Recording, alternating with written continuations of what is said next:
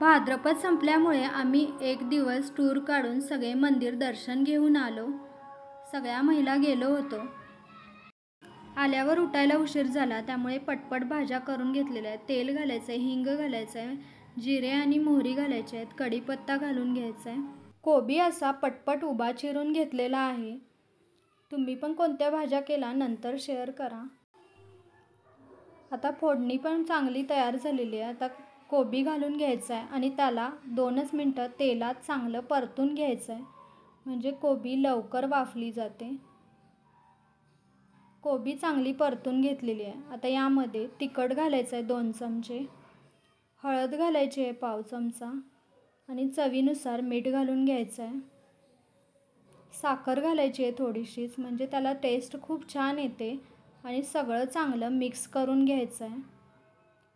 तुम्ही पण अशाच प्रकारे करता का ते कमेंटमध्ये मला नक्की सांगा. सगळं चांगलं अशा प्रकारे मिक्स करून घेतलेलं आहे. आता आपण यात पाणी घालत नाही आहे, कारण कोबीला आधीच पाणी सुटतं. सगळं चांगलं मिक्स केल्यावर याला वेळ पण लागत नाही. आता 2 चमचे शेंगदाण्याचा कूट घालून घ्यायचा आहे आणि परत चांगलं मिक्स करून घ्यायचं आहे. तुम्ही पण अशाच प्रकारे करता का? मस्त टेस्टी लागते खूपच. सगळं चांगलं मिक्स करून घेतलेलं आहे. भाजी वाफायला पण वेळ लागतच नाही आहे, तरी आपण 2 मिनटं अजून ठेवूया. धण्याचा कूट घालून घेतलेला आहे. मस्त चमचमीत भाजी तयार आहे. कोथिंबीर घालूया आणि सर्व करूया. आता दोडक्याची भाजी करूया. 2 चमचे शेंगदाण्याचा कूट घेतला आहे, त्यात 2 चमचे लाल तिखट घालायचे आहे, हळद घालायची आहे 1/2 चमचा, धण्याचा कूट घालायचा आहे. आपण सगळं कांदा लसूण न वापरता तयार करत आहोत. मीठ घालायचं आहे चवीनुसार, साखर घालायची आहे चिमूटभर आणि सगळं चांगलं हातानं मिक्स करून घ्यायचं आहे. थोडं पाणी घालायचं आहे, म्हणजे याचं सारण चांगलं तयार होतं. आता दोडके असे चिरून घेतलेले आहेत मधून. आता दोडके सगळे चांगले भरून घेतलेले आहेत. तेल ठेवायचं आहे कढईमध्ये गरम करायला. त्यात हिंग घालायची आहे, जिरे घालायचे आहेत आणि मोहरी घालायची आहे, कढीपत्ता घालायचा आहे. आता दोडका घालून घ्यायचा आहे. दोडके चांगले अशा प्रकारे भरून घेतलेले आहेत. तुम्ही पण अशाच प्रकारे भरला दोडका करता का? वांगी पण आपण अशाच प्रकारे करतो. सगळे दोडके असे घालून घेतलेले आहेत. मस्त चमचमीत एकदम भाजी तयार होते.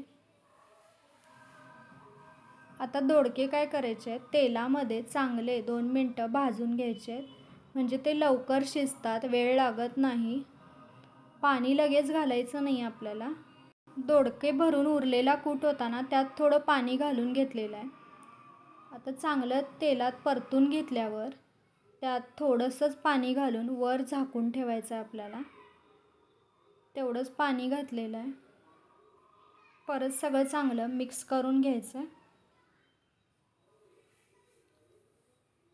आता त्यावर एक प्लेट झाकून ठेवायची आहे, म्हणजे चांगले दोडके शिजतात. आणि त्यावर थोडं पाणी घालायचं आहे, म्हणजे वाफेनं पाणी तयार होऊन रस पण पातळ होतो छान.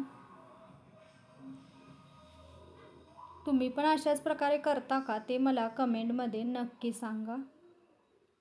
बघा दोडके पण लगेच शिजत आलेले आहेत, तरी पण आपण अजून 1-2 मिनटं ठेवूया. जास्त पण शिजवायचे नाही आहेत. परत जरा झाकून ठेवूया. तुम्ही रस पातळ किंवा घट्ट तुम्हाला हवा तसा ठेवू शकता. बघू शकता लगेचच दोडके पण वाफलेले आहेत. दोन्ही भाज्या आपल्या तयार आहेत. स्वयंपाक आपला सगळा 1 तासात पूर्ण तयार आहे. आता यावर कोथिंबीर घालून घ्यायची आहे. मस्त चमचमीत दोडक्याची रस्सा भाजी तयार आहे.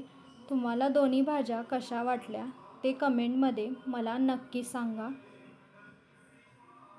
चला तर मग पुन्हा भेटूया अशाच नवीन रेसिपीसह. तोपर्यंत खुश राहा, मस्त राहा, खात राहा.